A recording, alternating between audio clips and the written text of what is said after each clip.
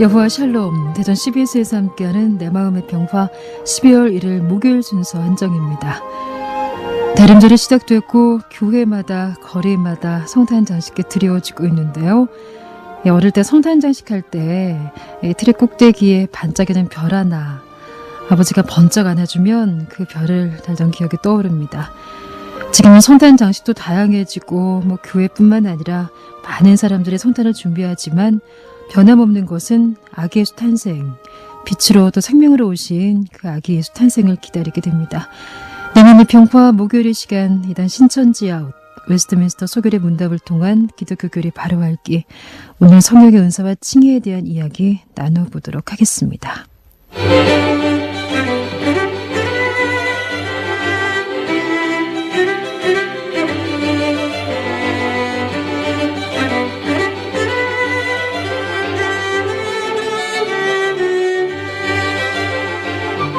네, 목요일 시간 대전 원학교회를 섬기시는 장재철 목사님과 함께합니다. 인사 나누겠습니다. 목사님 어서 오세요. 네, 반갑습니다.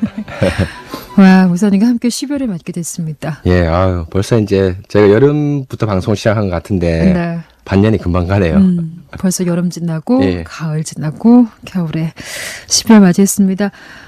제가 성탄 얘기 잠깐 얘기했는데 혹시 트리 장식이나 이런 것들 추억 혹시 있으신가요?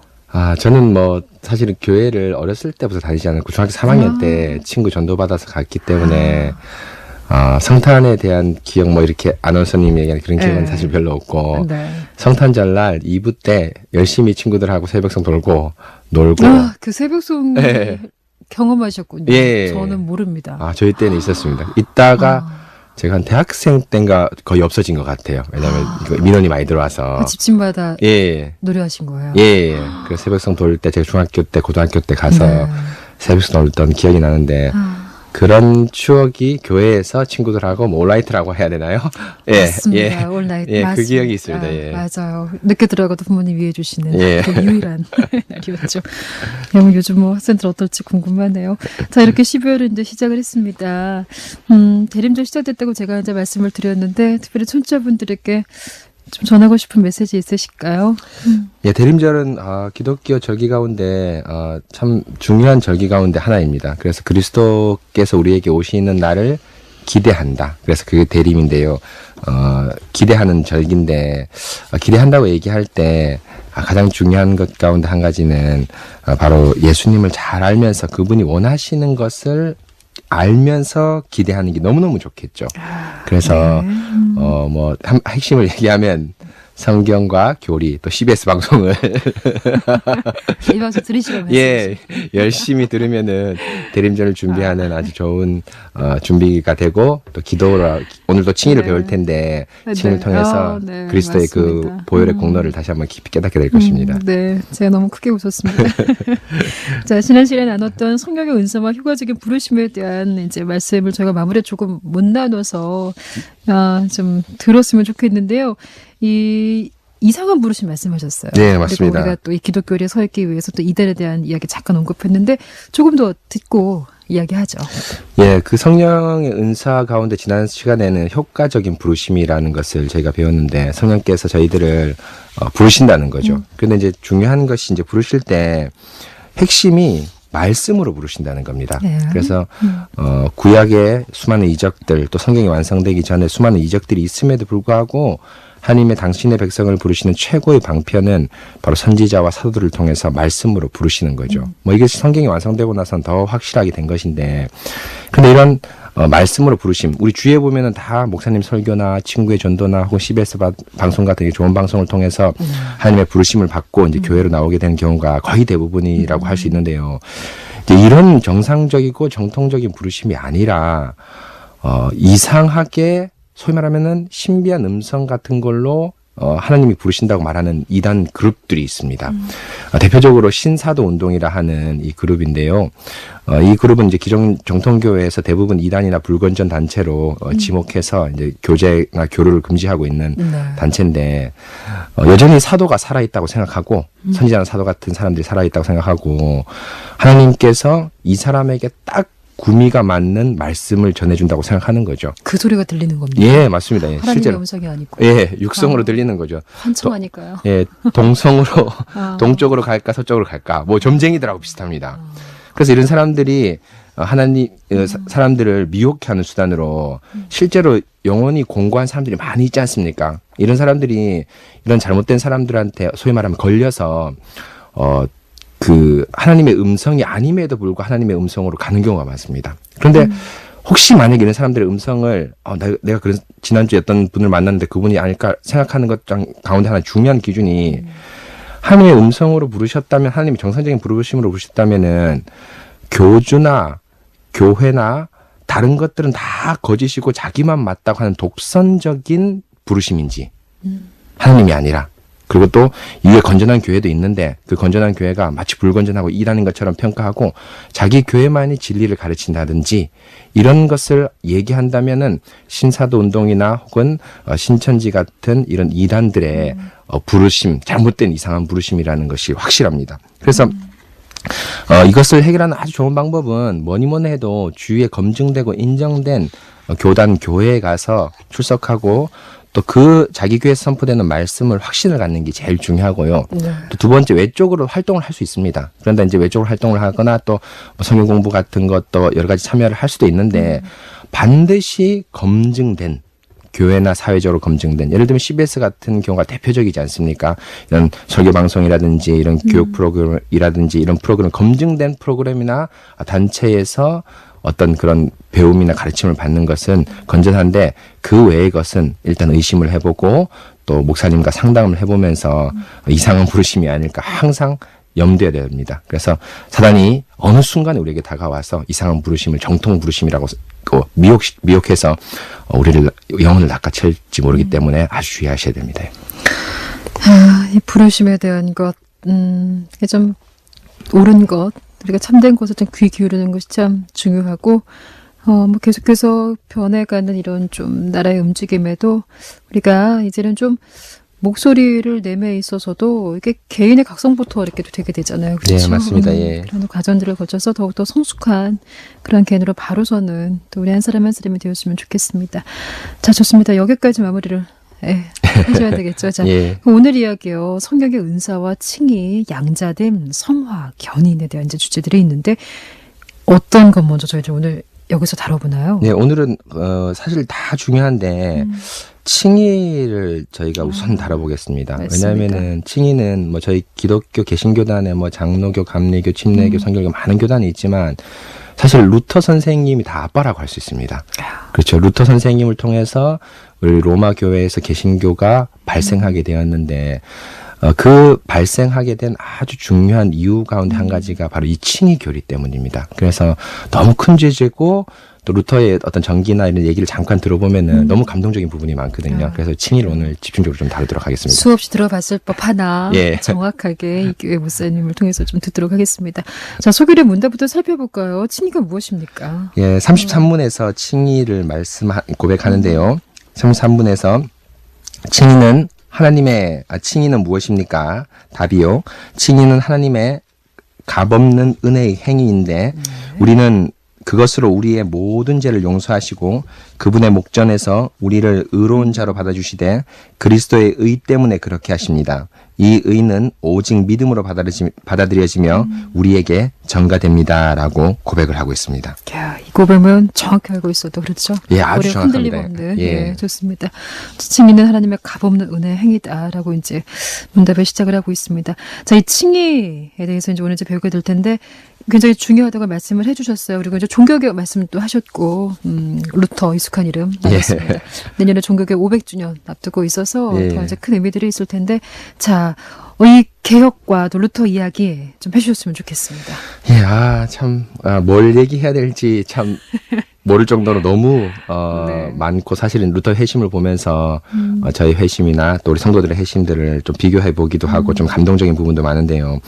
우리 안한 신호님도 잘 얘기하고 또 CBS도 내년에 또 500주년 기념 행사로 여러 가지 행사를 준비하는 걸로 제가 알고 있는데 내년이 이제 루터의 500주년, 루터 종교개혁의 500주년 네. 기념 행사인데 그 500주년의 기준이 바로 뭐냐 하면은 루터가 1517년에 그 비텐베르크 성당 그 예배당이죠. 예배당 문에 게시판으로 쓰였는데 그 문에 95개조 방방문을 단 날짜가 10월 31일입니다. 그날을 기준으로 해서 종교개혁이 시작됐다고 생각하고 이제 500년을 이제 지난데요. 참 이 루터가 참 대단한 게 사실은 이제 세속에 있는 그 사회학이나 또 이 역사를 보면은 우리가 로마 교회나 로마 카톨릭교에서 나왔다고 얘기하는데 사실은 정확히 얘기해서 우리가 참된 교회로 복귀한 겁니다. 그렇죠? 그 잘못된 교리, 지금도 여전히 잘못된 교리들이 많거든요. 잘못된 교리, 또 성도들을 바르게 인도하지 못하는 그 교회에서 루터 선생님을 비롯한 많은 훌륭한 신실한 종들과 성도들을 통해서 참된 교회로 복귀를 하게 된 것이 바로 이 종교개혁인데, 이 종교개혁에서 아주 중요한 것 가운데 이제 칭의입니다. 그 칭의를 특별히 이제 여러 문서, 여러 책에서 이제 루터 선생님께 얘기했지만 그 중에 95개조 이제 반박문이 아주 이제 초기에 결정적으로 역할을 했는데요. 이 95개조 반박문이 물론 학자들끼리 루터가 당시 대학 교수였는데 토론해보자 이런 의미도 있었지만 실제로 성도들이 그 사죄, 곧 은혜를 받는 것, 하나님의 사죄의 은총을 받는 것을 말씀과 은혜에 기대기보다는 당시 교회의 어떤 면죄부, 그렇죠. 사실은 정확히 얘기해서는 면죄부가 아니라 면벌부죠. 벌을 면하는 거니까.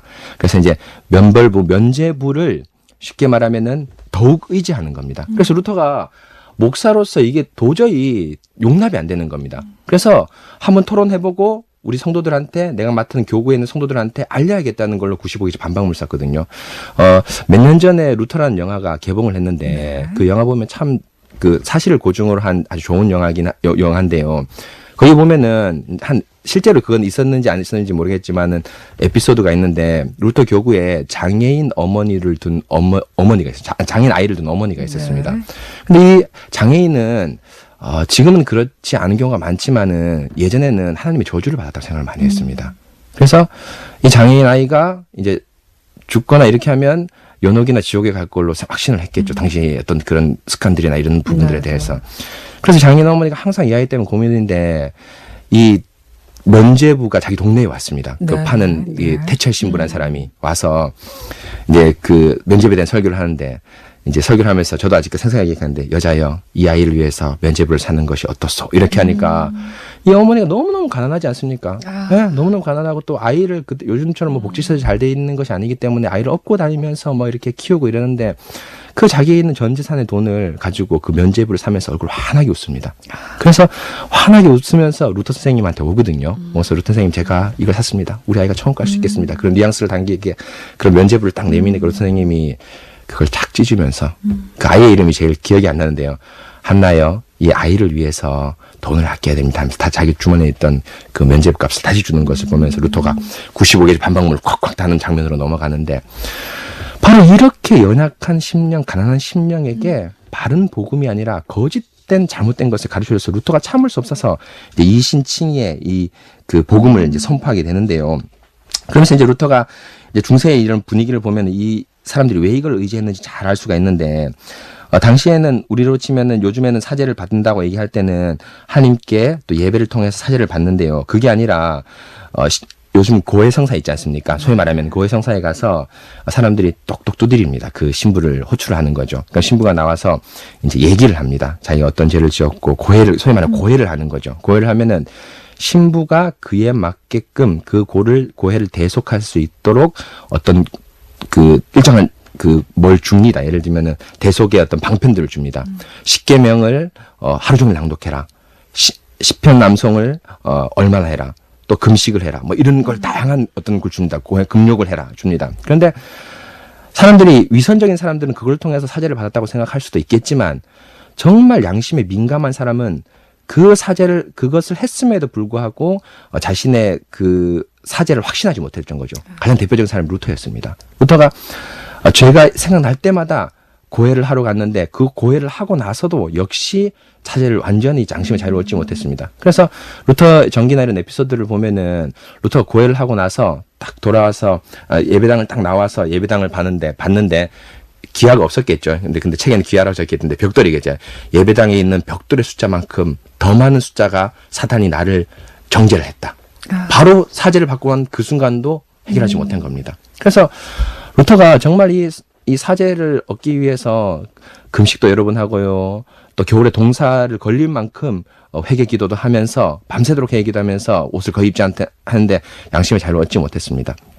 그런데 루터가 결정적으로 이 양심의 자유를 얻은 것은 바로 로마서를 그 당시 대학에서 가르쳤는데요.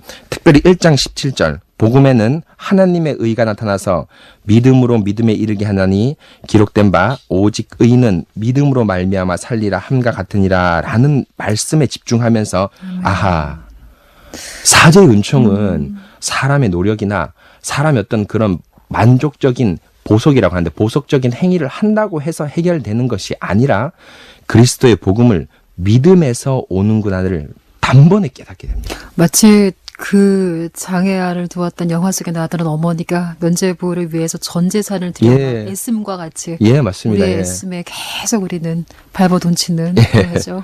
그래서 양심에 민감한 사람은 우리 아나운서님도 저도 생각해보면 너무 당연한 것이 내가 이런 걸 했다고 하지만 낮은 여자는 죄가 있습니다. 맞습니다. 신실한 양심을 가진 사람은 그걸 통해서 사죄를 얻지 못합니다. 그래서 루터가 말씀을 통해서 그리스도의 복음을 깨닫고 나서 이런 자유를 얻고 나서 루터가 책에 이렇게 기록했는데요. 한번 들어보십시오. 나는 수도사로서 나무랄 데 없는 삶을 살아왔지만 하나님 앞에서는 극도로 고통받는 양심을 가진 죄인으로 느껴졌다. 나는 나 자신의 노력으로서 하나님을 기쁘게 할 수 있는지를 확신할 수 없었다. 나는 의로우시고 죄인을 징벌하시는 하나님을 사랑하지 않았으며 오히려 미워하였다. 침묵 속에서 나는 신성 모독을 한 것은 아니라 해도 이러한 하나님께 엄청난 원망과 분노를 갖게 되었다. 그러나 나는 성경을 연구하면서 하나님께서는 의인은 믿음으로 말미암아 살리라는 로마서의 말씀을 이해하고 그 말씀을 나에게 들려주셨다. 나는 이것을 깨닫자마자 나는 내가 새롭게 태어났고 열린 문을 통과하여 낙원으로 들어갔음을 느끼게 되었다. 즉시 성경 전체가 다른 빛 아래서 보이기 시작하였다. 라는 아주 감동적인 고백을 루터가 합니다. 그래서 하나님 앞에서 코람도의 고백이군요. 예, 맞습니다. 그전에는 성경이 자기를 정죄하는 거였습니다. 너 이거 못해, 왜 이거 못해, 넌 그 지옥 가야 돼, 연옥 가야 돼, 이런 거였는데 이 로마서 1장 17절을 깨닫고 나서 성경은 정죄의 대상이 아니라 그리스도께서 나를 사랑해 주시는 사랑의 하나님의 그 메시지 편지구나를 깨닫게 나서 열린 천국으로 들어가고 그 한 사람의 깨달음이 전 유럽을 새롭게 하고 전 교회를 새롭게 하고 오고 오는 우리에게 귀한 복음을 들려주게 되었습니다. 참 놀랐습니다. 혹여나 500년 전에 그 루터의 이 정말 성경을 봄에 죄인 된 자로서 묶여 있어 좀 갈급해 하시는 분들이 지금 혹시 있다면 전 그게 500주년 앞두고 정말 다시금 하나님 앞에서는 그래도 놀라운 주님의 은혜들이 있었으면 하는 바람이 드네요. 네, 그렇죠? 맞습니다. 예. 이 시점에 참 우리가 다루기에 참 놀라운 이런 감동적인 복음이 아닐까라는 생각이 듭니다. 이인칭에 대한 깨달음이 지금의 우리 교회를 있게 하였다. 이제 목사님 그런 말씀을 주셨는데 목사님께서는 또 목회자이시기 때문에 이러한 마음들을 한시도 놓치실 수 없을 것 같은데요. 예, 간혹 가다가 이제 저도 그렇고 우리 성도들도 아주 양심이 민감하신 분들이 있습니다. 그런 분들은 죄에 대해서 아주 애타하시고 안타까워하시는 분이 있습니다. 물론 그건 너무 좋습니다. 그러나 저도 가끔씩 어떤 생각이 드냐 하면은 제가 일주일 동안 이렇게 경건하지 못하고 심지어는 성도들보다 경건하지 못했는데 제가 설교할 수 있을까? 이런 마음이 들 때가 많이 있습니다.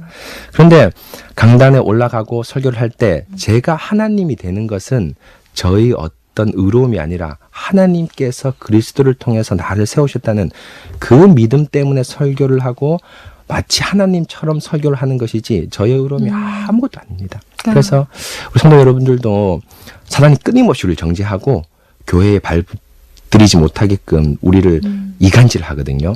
그럴 때마다 자신의 죄를 겸손하게 인정하시면서 동시에 그 밑바닥에서 하늘을 보십시오. 그리스도가 복음으로 우리의 손을 내밀으면서 우리 손을 꼭 잡고 계실 것입니다.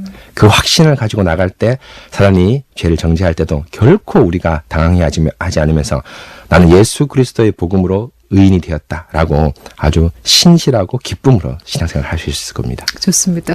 문득 그 생각이 나네요. 하루 오래전에 목사님께서 우리가 한 주일 동안 이렇게 지내다가 이제 예배에 나갈 때 물론 우리 어릴 때부터 그렇지 않습니까? 예. 하나님 용서해 주세요. 어머니께 거짓말했어요. 너무 고개 숙이고 있다. 너무 우리의 죄만 사하는데 예. 좀 눈을 들어 하나님을 바라보았으면 좋겠다. 뭐 그런 목사님의 말씀도 떠오르네요. 예. 자, 이런 놀라운 은혜 안에 우리는 서 있습니다. 칭의에 대한 거 참으로 중요한데, 자, 칭의와 우리의 또 신앙 가운데 이제 믿음에 대한 말씀을 주셨어요. 네. 칭의는 하나님이 우리를 의롭다 해주시는 것이고, 믿음은 이 칭의를 받는 유일한 것이다 라는 말씀을 주셨습니다. 자, 이신칭의 우리가 참으로 많이 고백합니다. 더금 더 구체적으로 이것을 좀 살펴봤으면 좋겠습니다. 예, 이제 이신칭의는 말 그대로 칭의와 믿음이 결합되어 있는 건데요. 믿음으로써 의롭게 된다는 건데, 네. 먼저 칭의를 아는 것이 너무너무 중요한데, 칭의는 이 법정적인 선언입니다. 실제로 변화됐기 때문에 의롭다고 해주는 것이 아니라 예수 그리스도의 보혈의 공로를 우리 대신 삼으셔서, 대속을 삼으셔서 하나님께서 하나님의 법정 앞에서 땅 너는 의인이다라고 선언해 주신 것이 칭의입니다. 그래서 이 칭의가 왜 우리에게 참 중요하냐면은, 실제로 하나님께서도 이 로마서 3장 25절 26절을 보면은 이 칭의에 대해서 아주 잘 나오는데요. 이 예수를 하나님이 그의 피로써 믿음으로 말미암아 화목 제물을 세우셨다. 대속해 주셨다는 것이거든요. 화목 제물을 세우셨으니 이는 곧 이때에 자기의 의로움을 나타내사 자기도 의로우시며 또한 예수 믿는 자를 의롭다 하려 하심이라라고 하는데요. 무슨 말이냐면은 하나님께서도 죄인인 우리를 아무런 이유 없이 그냥 의롭다고 얘기해 주시는 것은 하나님의 공의의 속성에 어긋나게 됩니다. 그런데 하나님이 자신도 의롭다고 할 수 있는 이유가 그냥 묻어태고 용서해 주는 것이 아니라 이 죄를 예수님께 돌렸습니다. 그렇죠? 그러면서 우리는 의롭다고 칭해 주시는 거죠. 또한 우리 역시도 로마서 3장 26절에 의롭다고 하는데, 왜냐하면 우리가 죄가 없는 것이 아니라 우리의 죄의 대가를 예수님께서 지불하셨기 때문이죠. 그래서 예수님의 대속이 중심에 떡하니 서 있어서 하나님도 의로우신 분이 되고 우리도 의로운 사람이 되어서 하나님께서 당신의 공의의 방망이로 떡떡떡 하면서 두드리면서 우리를 의롭다고 칭해 주시는 법정적 칭의가 칭의입니다. 이걸 칭의고요. 그리고 이제 이 칭의를 받는 유일한 방편이 있다면은 믿음입니다. 믿음. 예, 아주 루터가 이것을 강조했는데요.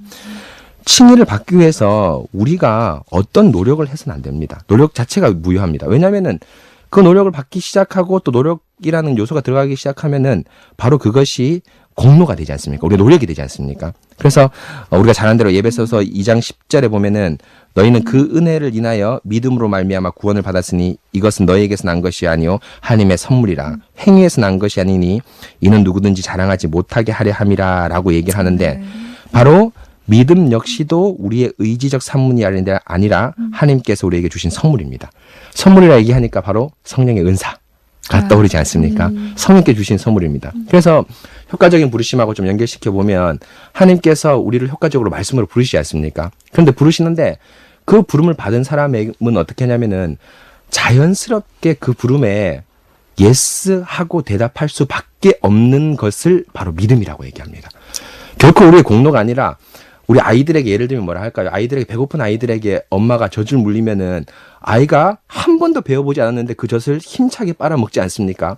이제 그런 것처럼 자신자가 하나님이 주신 은혜 때문에 자연스럽게 발현되는 것이 믿음이지, 노력과 쟁취로서의 믿음을 말하는 것이 결코 아닙니다. 그래서 이 두 가지가 합쳐서 소위 말하면은 칭의라는 하나님의, 예수님의 객관적인 사역, 하나님의 객관적인 사역을 성령님께서 믿음으로 방편 삼아서 우리의 의로움으로 삼아 주셔서 우리는 하나님 아버지 앞에서 이렇게 의인으로서 서게 되고 사람들과 사탄들의 정죄 앞에서도 의인으로 서게 되는 것이 바로 이신칭의의 아주 핵심적인 것입니다. 오늘은 이렇게 한순간도 좀 놓칠 수 없는 예. 참 귀한 말씀을 주셨고, 예. 특별히 또 앞에서는 뭐 로또 이야기 주셨지만 이렇게 좀 긴 시간 동안 정말 이것이 살아있지 않습니까? 예, 뭐 맞습니다. 오래전에 500년 전에 그 종교개혁에서의 그것들이 예. 지금 우리의 삶에 좀 살아있어야 할 터인데, 오늘 이제 끝으로 좀 궁금한 것은, 자, 그러함에도 우리는요, 자, 이렇게 말씀 들었습니다. 의로운 삶을 허락해 주시고, 칭의로서. 근데 참 우리의 마음은 늘 참 힘듭니다. 예, 그렇죠? 맞습니다.